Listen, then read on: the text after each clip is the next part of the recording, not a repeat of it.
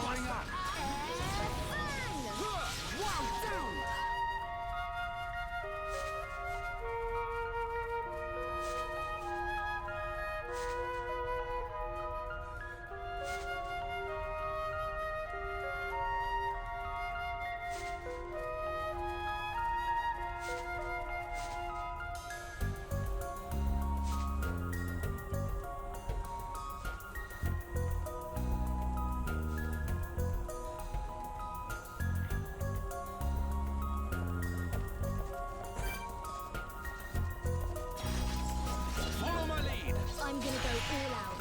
You dare challenge hereupon? Everybody! I'll cut you over! Now. Worldly slash! 1, 2, cross it now. Looks like we're setting the pace. Electric up, useless. I'm glad that didn't hit you. Pretty proud of sight.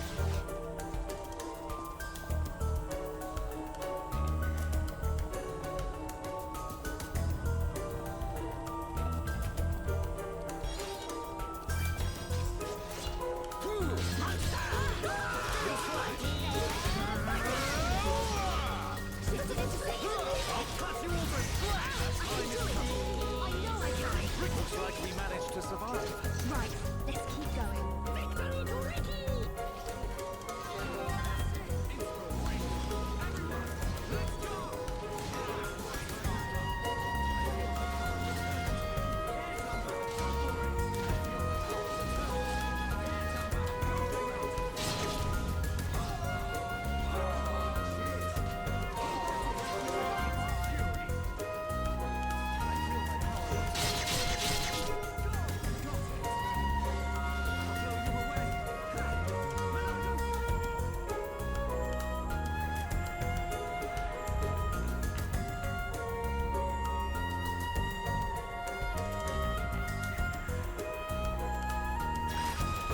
Don't do anything stupid now. You dare challenge hereupon? I hate these things.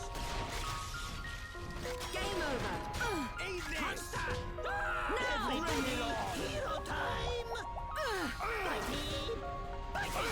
I'm powering up. I'll cut you over. Your days out. I feel my power returning to me. That's my big brother. Ricky Springs winning! Thank you, Ricky time! You may be right, Ricky. The taste of victory is sweet. Should be okay if we fight like this. Victory to Ricky!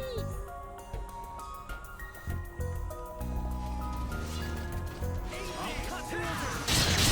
Use a chain attack and finish this! We can definitely for our fury! I'll cut you over! Okay, my turn! I'll blow you away! Ha! Monado Cyclone! Yeah! Rhyme time! No escape! Aha! Steel Slash!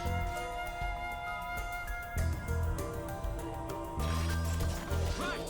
Let's do this! Good luck, everyone. I don't want anyone dying out there. Shadow Eye! Fiora! Shifted into second. Glad you're around. Split Edge!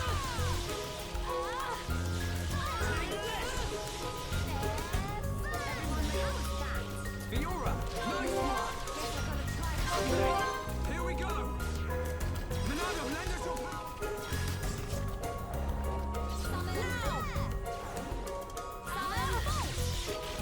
You're mine. I'm feeling pretty good. Your actions impress me, Julia. You're out of here. Let me like your hell. Electric Mania. Now. I feel the ether. Building within me. I can do it. I know I can. I'm never gonna give up. Starting off the unique monsters, we have Mining Patrichev. This Bunniv is found in a side path next to the Caterpile nest. If you're taking this on as soon as possible, I recommend it being when you have Shulk, Rhoen, and Fiora in the group. If you can, set up your team so you can induce Topple, and this will make the fight a bit easier. It has a Days Art, so be careful with that.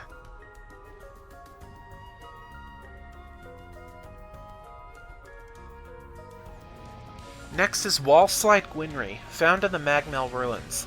I highly recommend swiftly taking out the rest of the lizards in this hall, as it'll slowly walk from its spawn point towards this lizard group and just make things difficult. It can inflict bleed and topple, but has no resistances except for insta-death, which you can't do this early on in the game anyway, so try to go for toppling it as well. This is needed to finish the Challenge 4 quest in Colony 9, so it might be best to save this unique for later. Cellar Bugworm is next, appears right in the middle of the Caterpile nest. Get the smaller Caterpiles surrounding it first before tackling this, if you're trying to take it on as soon as possible. Be careful of its Toxin Shower art. It can inflict poison on anyone in its vicinity in front. The fewer people that will be poisoned from this attack, the better.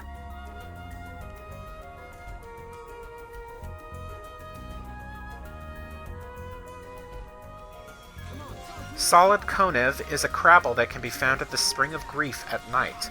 There are a few smaller Krabble that are near it, so be careful of getting ambushed, since at this point of the story you might only have Shulk and Rhoen when you first encounter it. If you feel the need you need to, wait until you have Sharla before coming back to take this on and the next one.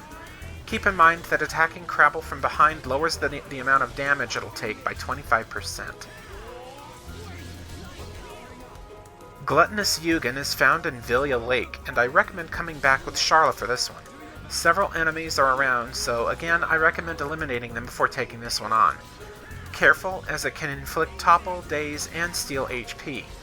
For my footage here, I think I barely beat him. Think it was a simultaneous kill.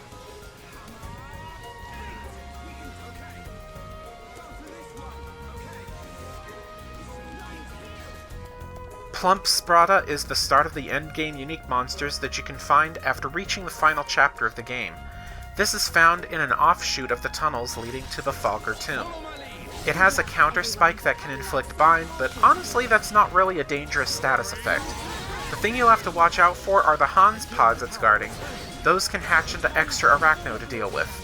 This thing can also inflict topple and deal double damage with another art afterwards. Try to react and help your teammates up as soon as they get toppled. Musical Vanflare is a giant Vang found at the end of Bone Corridor. Take care of any other flying enemies nearby first before they become a nuisance. It is completely immune to break and topple, but not daze or sleep, so maybe try to see if you can exploit that, especially when it casts Awakening where it gets more powerful. Use Daze to get rid of that Awakening aura, like with Dundan's Thunder. Alternatively, Shulk's Monado Purge or Melia's Mind Blast can be used. Judicious Bunnit can be found in a corner of the Forgotten Cave, reached by dropping down a hole north of the Heavenly Window. After eliminating the rest of the enemies nearby, this one's free for the taking. All you have to worry about are single target attacks and maybe the occasional daze.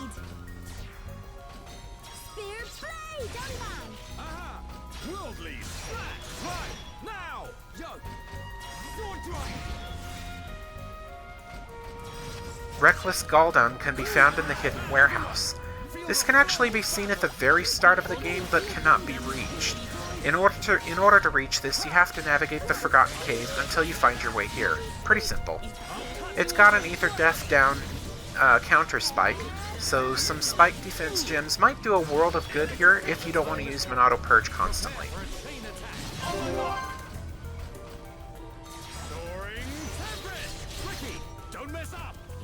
Protective Torquedon appears flying over the hole in Heavenly Window when you approach. Highly recommended to take out all the regular Gogols nearby first. Like Musical Vanflare, this is immune to break and topple, but can be dazed with an art that forces daze outright. Gore and Kururusu Wind 8 are pretty powerful arts, so make sure to guard against them when necessary. It can also cast Craze. I recommend removing that aura ASAP. Right next to the previous one, and the last one on the list, is Erratic Goliante. It guards the entrance to Trader's Stopover and is basically a really powerful Gogol. I heavily recommend to not topple it. Doing so can spell death, since it has a rather nasty topple spike inflicting over 2,000 damage per hit. It can also cast Crazed. Be sure to remove that aura as soon as you can. With that, I think that's the end of this bestiary. Stay safe, happy, and healthy, and I will catch you on the next Xenoblade video. Building within me. Bravo. Oh, bravo. This is how we do it. Summon ice. Freeze. Ice wave. Witness my power. Melia! You did it. Yeah, nice going! Things are going to plan.